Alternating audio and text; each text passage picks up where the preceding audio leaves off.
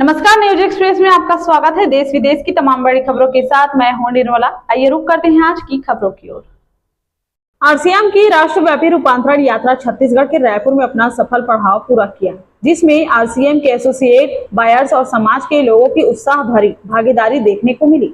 इस दौरान रूपांतरण यात्रा को लेकर एक पत्रकार वार्ता रखी गई, जिसमें आरसीएम के सदस्यों ने पत्रकारों से चर्चा कर उनकी गुणवत्ता और इस यात्रा के बारे में जानकारी दी और कहा कि आरसीएम के पास वर्तमान में देश भर में 20 लाख से अधिक एसोसिएट बायर्स है और अपनी कंपनी का लक्ष्य आने वाले वर्षों में इस संख्या को बढ़ाने का है।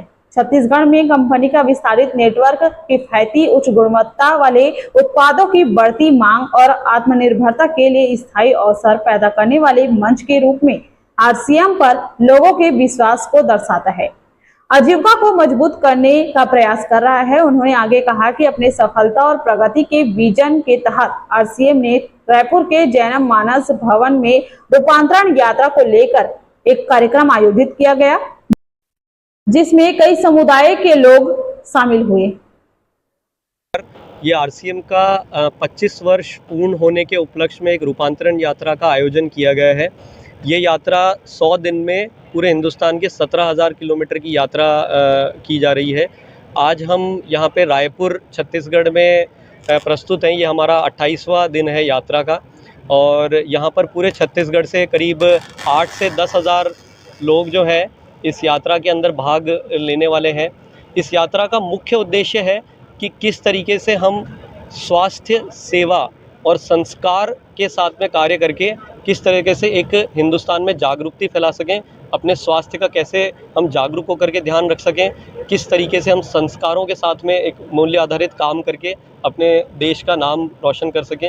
ये इसका मुख्य उद्देश्य है। ये यात्रा जो है आज इसमें शाम को एक कार्यक्रम का आयोजन भी किया गया है। कितने की संख्या में?